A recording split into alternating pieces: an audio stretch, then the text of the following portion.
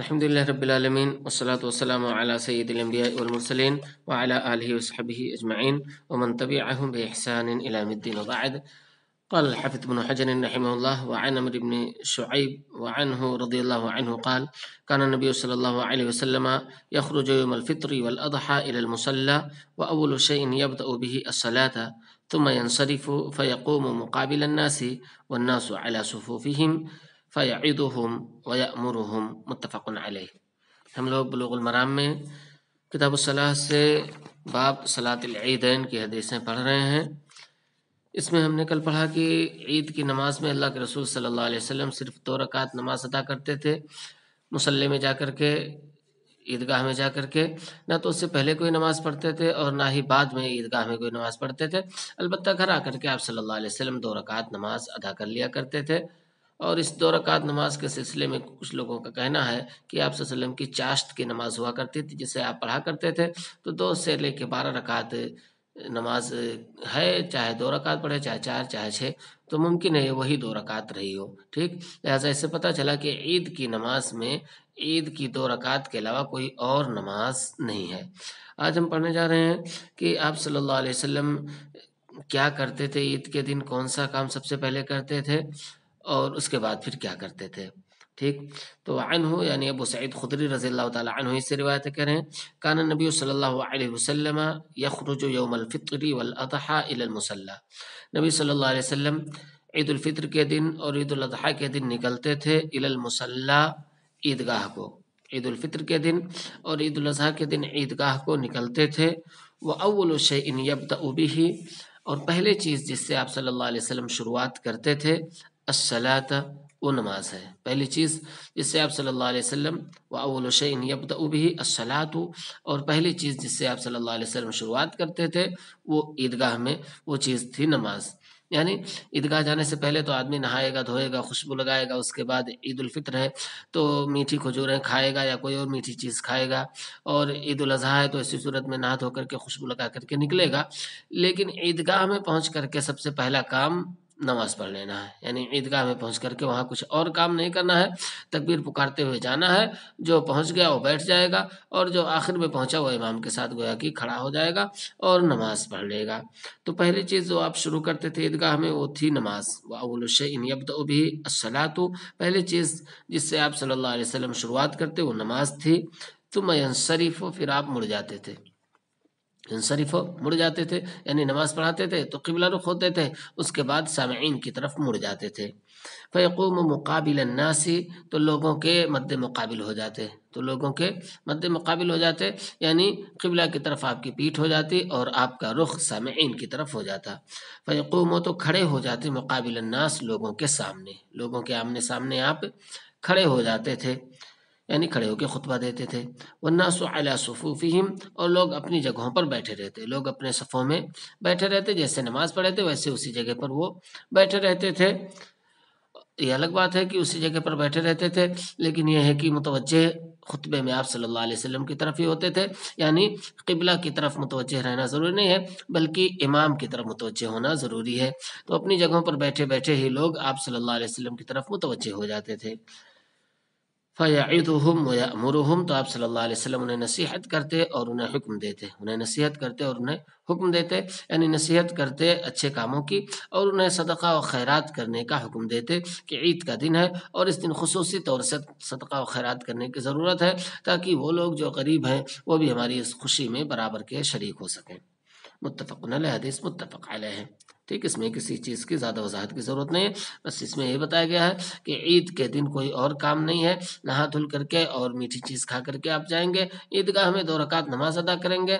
نماز ادا کرنے کے بعد امام کا آپ خطبہ سنیں گے اور اس کے بعد پھر آپ تکبیر پکارتے ہوئے گھر چلے آئیں گے. اور اس میں امام کے لیے بتایا گیا کہ امام کا کام کیا ہے کہ وہ عید کی نماز پڑھائے، نماز پڑھانے کے بعد پھر لوگوں کی طرف متوجہ ہو جائے اور لوگوں کو خطبہ دے. خطبہ میں 2 چیزوں پر اس کی ترکیز ہو، 2 چیزوں پر خصوصی زور ہو. نمبر 1 یہ نصیحت نصیحت کی چیزیں ہوں، اور نمبر 2 کچھ چیزوں کا حکم بھی دے، کچھ چیزوں کی نصیحت کرے، کچھ چیزوں کا حکم دے، جیسے رقت، اور خاص طور سے رقت کے لیے نصیحت کرے، یعنی دلوں کی نرمی کے لیے اللہ رب العالمین کی عظمت و جلال اور کبریائی کو بیان کرے کہ اللہ اکبر ہی بار بار اس میں کیوں کہا جاتا ہے، تاکہ اللہ رب العالمین کی بڑائی ظاہر ہو، اور اس کے بعد پھر ان کو صدقہ و خیرات کرنے کی نصیحت کرتے ہوئے اس صدقہ و خیرات کرنے کا حکم دے۔ وعن عمرو بن شعيب عن أبيه عن جده قال قال نبي الله صلى الله عليه وسلم التكبير في الفطر 7 في الأولى، کہ نبی صلی اللہ علیہ وسلم نے فرمایا کہ التکبیر فی الفطر، تکبیر عید الفطر میں ہے، 7 فی الأولى 7 مرتبہ پہلی رکعت میں، و5 فی الآخرۃ اور 5 مرتبہ دوسری رکعت میں، والقراءۃ بعدہما کلتیہما اور قرات ہوگی ان دونوں کے بعد، اور قرات ہوگی ان دونوں کے بعد، کلتیہما بعدہما کی تاکید ہے، والقراءۃ بعدہما کلتیہما اور قرات ان دونوں تکبیروں کے بعد ہوگی۔ کیا پتہ چلا کہ آدمی پہلی رکعت میں پہلے 7 تکبیریں کہے گا، یعنی اللہ اکبر کہہ لے گا تکبیر تحریمہ، اس کے بعد 7 تکبیریں کہے گا، اس کے بعد قرات کرے گا۔ اسی طرح سے دوسرے رکعت میں جب اللہ اکبر کہہ کر کے وہ کھڑا ہو جائے گا تو پھر 5 تکبیریں کہے گا، اس کے بعد ہی قرات کرے گا، اس کے بعد ہی قرات کرے گا۔ ٹھیک، یہاں پر یہ بات واضح ہے کہ طریقہ کار یہی ہے، طریقہ کار یہی ہے کہ پہلی رکعت میں آپ 7 مرتبہ تکبیر زائد کہیں گے، اور دوسری رکعت میں 5 مرتبہ تکبیر زوائد کہیں گے۔ اب کچھ لوگوں کے یہاں ہے، اور دوسری روایتیں بھی ان کے پاس ہیں جو کہ صحیح نہیں ہے، وہ یہ کہ دوسری رکعت میں رکوع سے پہلے 5 مرتبہ تکبیر زائد کہی جائے گی، لیکن یہاں اس روایت سے پتہ چلتا ہے کہ دونوں میں تکبیر زوائد قرات سے پہلے ہی کہی جائے گی، اور یہی قرین قیاس بھی لگتا ہے، کیونکہ وہاں تکبیر کے بعد ایک میں قرات پہلے کی جا رہی ہے تو دوسری میں بھی تکبیر کے بعد ہی قرات ہونی چاہیے۔ ٹھیک، تو ایک مسئلہ یہ کہ اس میں راجح کیا ہے کہ تکبیر جو زوائد ہم پڑھتے ہیں وہ کب کہی جائیں گے، تو راجح یہی ہے کہ قرات سے پہلے ہی کہی جائیں گے۔ دوسری چیز یہ کہ پہلی رکعت میں دعائے ثنا بھی پڑھنی ہے، پہلی رکعت میں دعائے ثنا بھی پڑھنی ہے، تو وہ دعائے ثنا کیا تکبیر تحریمہ کے بعد پڑھی جائے گی اور اس کے بعد 7 تکبیر زوائد کہے جائیں گے، یا تکبیر ختم ہونے کے بعد سورہ فاتحہ سے پہلے پڑھی جائے گی؟ تو دونوں طرح سے جائز ہے، دونوں طرح سے جائز ہے۔ سورہ فاتحہ سے متصل کر کے بھی آپ پڑھیں، یعنی 8 تکبیرات آپ کی ہو جائیں، ایک تکبیر تحریمہ اور 7 تکبیر زوائد، اس کے بعد آپ دعائے ثنا پڑھتے ہوئے سورہ فاتحہ زور سے پڑھیں، یا چاہیں تو آپ تکبیر تحریمہ کہیں، دعائے ثنا پڑھ لیں، اس کے بعد تکبیر زوائد کہیں اور اس کے بعد پھر قرات کریں، تو دونوں طرح الفاظ ساتھ دیتے ہیں، دونوں طرح سے جائز ہے۔ ویسے اولا یہی لگتا ہے کہ دعائے ثنا آپ صلی اللہ علیہ وسلم سورہ فاتحہ سے پہلے پڑھتے تھے، اس وجہ سے بہتر یہ ہے کہ آدمی تکبیر تحریمہ کہے، اس کے بعد تکبیر زوائد کہہ لے، اور پھر دعائے ثنا پڑھنے کے بعد سورہ فاتحہ اور جو دوسری صورتیں پڑھنی ہے وہ پڑھے۔ وہ کون سی صورتیں پڑھنی ہیں وہ آگے آ رہی ہیں۔ ٹھیک، پھر سے ترجمہ اس کا دیکھ لیں۔ وعن عمرو بن شعيب عن أبيه عن جده قال قال نبی اللہ صلی اللہ علیہ وسلم، نبی صلی اللہ علیہ وسلم نے فرمایا التکبیر فی الفطر، تکبیر عید الفطر میں 7 فی الأولى 7 مرتبہ پہلی رکعت میں ہے، و5 فی الآخرہ اور 5 مرتبہ دوسری رکعت میں ہے، والقراءۃ بعدہما کلتیہما اور ان دونوں تکبیرات کے بعد ہی قرات کی جائے گی۔ ٹھیک، تو یہاں پر فطر کا تذکرہ کیا گیا ہے، تو جو تکبیر عید الفطر میں ہے وہی طریقہ کار عید الاضحیٰ کا بھی ہے، لہٰذا دونوں میں طریقہ یہی رہے گا۔ اخرجہ ابو داؤد ونقل الترمذی عن البخاری تصحیحہ، ابو داؤد نے اس کی تخریج کی ہے اور ترمذی نے بخاری سے اس کی تصحیح نقل کی ہے، اس حدیث کو امام بخاری نے صحیح کہا ہے۔ ٹھیک، وعن ابی واقد اللیثی رضی اللہ عنہ قال كان النبی صلی اللہ علیہ وسلم یقرأ فی الاضحى والفطر، ابو واقد اللیثی رضی اللہ تعالی عنہ سے روایت ہے کہ نبی صلی اللہ علیہ وسلم پڑھا کرتے تھے عید الاضحیٰ میں اور عید الفطر میں بقاف واقتربت، یعنی سورہ قاف اور سورہ قمر، سورہ قاف اور سورہ قمر آپ صلی اللہ علیہ وسلم عید الفطر اور عید الاضحیٰ میں پڑھا کرتے تھے۔ پہلی رکعت میں سورہ قاف یعنی قاف القرآن المجید، اور دوسری رکعت میں سورہ قمر اقتربت الساعۃ وانشق القمر۔ تو آپ صلی اللہ علیہ وسلم عید الفطر اور عید الاضحیٰ میں دونوں رکعتوں میں پہلی میں سورہ قاف اور دوسری رکعت میں سورہ قمر پڑھا کرتے تھے۔ ٹھیک، یہاں پر اس روایت کا تذکرہ ہے، باقی اور روایت ہے نعمان بن بشیر رضی اللہ تعالی عنہ سے کہ آپ صلی اللہ علیہ وسلم پہلی رکعت میں سبح اسم ربک الاعلی اور دوسری رکعت میں حل اتاک حدیث الغاشیہ پڑھا کرتے تھے۔ لہٰذا دونوں میں سے جو بھی ہم کو میسر ہو ہم پڑھ لیں۔ اگر ہمارے پاس وقت زیادہ ہے، امکان ہے کہ ابھی لوگ اور آتے رہیں گے، لوگوں کی جماعت نہ چھوٹے، تو ہم سورہ قاف شروع کریں پہلی رکعت میں اور دوسری رکعت میں سورہ قمر پڑھیں۔ لیکن اگر تقریباً تمام لوگ جمع ہو گئے ہوں، حالات دیکھ کر کے بہتر لگے کہ ہاں بس آگے ہیں لوگ اور کوئی ایسا نہیں ہے جس کی نماز چھوٹنے کا اس طرح خطرہ ہے، تو اسی صورت میں چھوٹی چھوٹی صورتیں ہیں، سبح اسم ربک الاعلی اور حل اتاک حدیث الغاشیہ، تو جو آپ کے مقتدی ہیں، مقتدیوں کا لحاظ کرتے ہوئے آپ کے پاس دونوں اختیار ہے، جو چاہیں آپ پڑھیں، لیکن امام کی سب سے بڑی ذمہ داری مقتدیوں کا اپنا خیال ہے، مقتدیوں کا خیال کرتے ہوئے ہی یہ صورتوں کا انتخاب کرے۔ ٹھیک۔ وعن جابر رضی اللہ تعالی عنہ قال کان رسول اللہ صلی اللہ علیہ وسلم اذا کان یوم العید، کہہ رہے ہیں کہ رسول پاک صلی اللہ علیہ وسلم جب عید کا دن ہوتا تھا، خالف الطریق، تو راستہ بدل دیتے تھے، تو راستہ بدل کر آتے جاتے تھے۔ اخرج البخاری اور ابی داؤد عن ابن عمر رحمہ، بخاری نے اس کو روایت کیا اور ابو داؤد میں بھی ابن عمر سے اسی طرح کی روایت ہے۔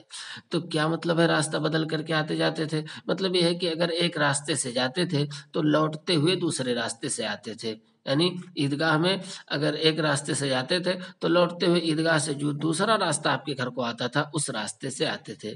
اس کی کیا حکمت ہے؟ بہت ساری حکمتیں علماء کرام نے بیان کی ہیں، جن میں سے سب سے اہم چیز یہ ہے کہ تاکہ آپ صلی اللہ علیہ وسلم کی تکبیرات سے دونوں راستے گونجیں، ایک چیز۔ دوسری چیز یہ کہ زیادہ سے زیادہ لوگوں کو آپ صلی اللہ علیہ وسلم دعا سلام کر سکے اور ایک دوسرے کی خوشیوں میں شریک ہو سکے۔ تو دو راستے رہیں گے تو مختلف لوگ راستے میں ملیں گے اور لوگوں سے ملاقات ہوگی، لوگوں سے دعا سلام ہو جائے گی، ٹھیک، اور ایک دوسرے کو تقبل اللہ منا ومنکم آپ کہہ سکیں گے۔ تو دو چیزیں کہ ایک تکبیرات سے دونوں راستے گونجیں اور دوسرے یہ کہ زیادہ سے زیادہ لوگ ایک دوسرے سے ملاقات کر سکیں اور ایک دوسرے کو خوشیاں بانٹ سکیں۔ وعن انس رضی اللہ تعالی عنہ قال قدم رسول اللہ صلی اللہ علیہ وسلم المدینہ، کہ اللہ کے رسول صلی اللہ علیہ وسلم مدینہ تشریف لائے، وَلَهُمْ يَوْمَانِ يَلْعَبُونَ فِيهَا، اور مدینہ والوں کے لیے 2 دن تھے جس میں وہ کھیل کود کرتے تھے۔ وَلَهُمْ يَوْمَانِ يَلْعَبُونَ فِيهَا، مدینہ والوں کے پاس 2 دن تھے جس میں وہ کھیل کود کرتے تھے۔ وہ 2 دن کون سے ہوتے تھے؟ ان لوگوں کے پاس اپنا کوئی تیوہار نہیں تھا، بلکہ فارسیوں کا تیوہار تھا، ایرانیوں کا تیوہار تھا، جسے نوروز، جیسے آج بھی ہے نوروز، جسے نوروز اسی طرح سے مہرکان کہتے ہیں، جسے نوروز اور مہرکان کہتے ہیں۔ یہ 2 تیوہار تھے جو اہل مدینہ منایا کرتے تھے، ایرانیوں سے انہوں نے سیکھا تھا، فارسیوں سے انہوں نے سیکھا تھا۔ نوروز اور مہرکان یہ 2 تیوہار منایا کرتے تھے۔ تو آپ صلی اللہ علیہ وسلم نے کہا قد ابدلکم اللہ بہما خیرا منہما، اللہ رب العالمین نے تم دونوں کو ان کے بدلے میں ان سے بہتر تیوہار دیے ہیں۔ قد ابدلکم اللہ بہما، اللہ رب العالمین نے تم لوگوں کو دیا ہے ان کے بدلے میں خیرا منہما، ان دونوں سے بہتر تیوہار، یوم الاضحیٰ و یوم الفطر، عید الاضحیٰ اضحیٰ والا دن اور فطر والا دن۔ اخرجہ ابو داؤد اور نسائی باسناد صحیح، ابو داؤد اور نسائی نے اس کو صحیح سند سے روایت کیا ہے، ٹھیک۔ اللہ کے رسول صلی اللہ علیہ وسلم نے فرمایا کہ اس سے بہتر دن دیا ہے اس وجہ سے کہ یہ دونوں دن انسانی تاریخ کے بہت ہی اہم دن ہیں۔ ایک یہ کہ آدمی ایک مہینے کا روزہ رکھ کر کے بہت زیادہ خوشی محسوس کرتا ہے کہ اللہ رب العالمین کے اس اہم کام کو جو اللہ رب العالمین نے ہم پر ڈالا تھا ہم نے انجام دیا، تو اس خوشی میں وہ خوشی مناتا ہے اور خوشی منانا اس کا وجہ ہے۔ اسی طرح سے دوسرے دن اضحیٰ والا دن ہے جو خوشی اللہ رب العالمین حج کے لیے ایک طرح سے ہمیں دیتا ہے۔ تو یہ دونوں خوشیاں بہت اہم ہیں اور اس اعتبار سے بھی دنیا کے تمام تیوہاروں سے زیادہ اچھی ہیں خوشیاں کہ دنیا کے تمام تیوہاروں میں آدمی رنگ رلیاں مناتا ہے، جوش اور خروش میں اپنے آپ کو مست کر دیتا ہے، لیکن یہاں پر اس کو اللہ رب العالمین ہی کی بڑائی کرتے رہنا ہے، شروع سے لے کر کے آخر تک اللہ اکبر اللہ اکبر اللہ اکبر ہی وہ کہتا رہتا ہے کہ ہم کچھ بھی ہو جائیں، کتنے بھی بڑے ہو جائیں، اللہ ہی سب سے بڑا ہے، اللہ ہی سب سے بڑا ہے۔ تو یہ خوشی کے ساتھ ساتھ تواضع کا بھی ایک بہت بہتر موقع ہوتا ہے اور تواضع کی ایک بہت ہی بہترین نمائش ہوتی ہے۔ اس لیے آپ صلی اللہ علیہ وسلم نے فرمایا کہ اللہ رب العالمین نے آپ لوگوں کو دونوں تیوہار جو دیے ہیں دنیا کے تمام تیوہاروں سے زیادہ اچھے ہیں۔ وعن علی رضی اللہ تعالی عنہ قال من السنة ان یخرج الى العید ماشیا، علی رضی اللہ تعالی عنہ سے روایت ہے کہ سنت کا طریقہ یہ ہے ان یخرج الى العید، کہ عید کے لیے جایا جائے، ماشیا پیدل چل کر، سنت کا طریقہ ہے کہ عید کے لیے پیدل چل کر جایا جائے۔ رواہ ترمذی و حسنہ، ترمذی نے اس کو روایت کیا، اس کو حسن قرار دیا ہے، ٹھیک۔ تو اب بہتر یہ ہے کہ آدمی اگر قریب ہے، کہیں 1 کلومیٹر آدھا کلومیٹر کی دوری ہے، تو پیدل چلتے ہوئے عیدگاہ پہنچے تکبیر پکارتے ہوئے، اچھا ہے۔ لیکن اگر دور ہے، جیسے 2 کلومیٹر 4 کلومیٹر 10 کلومیٹر کی دوری سے اس کو آنا ہے، تو ایسی صورت میں اس کے لیے سواری سے آنے میں کوئی حرج کی بات نہیں ہے۔ البتہ اگر قریب ہے اور پیدل چلنا اس کے لیے بہتر ہے، پیدل چل سکتا ہے، تو بہتر یہ ہے کہ پیدل چل کر کے ہی آئے، یہی سنت کا طریقہ بتایا تھا علی رضی اللہ تعالی عنہ نے۔ وعن ابی ہریرہ رضی اللہ عنہ انہم اصابہم مطر فی یوم عید، ابو ہریرہ رضی اللہ تعالی عنہ سے روایت ہے کہ صحابہ کرام کو بارش پہنچی، صحابہ کرام پر بارش ہو گئی، فی یوم عید، عید والے دن، اصابہم مطر فی یوم عید، عید والے دن ان کو بارش پہنچی، یعنی عید والے دن بارش ہونے لگی۔ فصلی بہم النبی صلی اللہ علیہ وسلم، تو نبی صلی اللہ علیہ وسلم نے ان لوگوں کو نماز پڑھائی، صلاۃ العید، عید والی نماز، فی المسجد، مسجد میں۔ رواه ابو داؤد باسناد لین، ابو داؤد نے اسے کمزور سند سے روایت کیا، یعنی سند ضعیف ہے، لیکن یہاں پر مسئلہ ثابت ہو جاتا ہے کہ اگر بارش ہو تو ایسی صورت میں میدان میں جا کر کے نہیں، مسجد میں نماز پڑھی جا سکتی ہے۔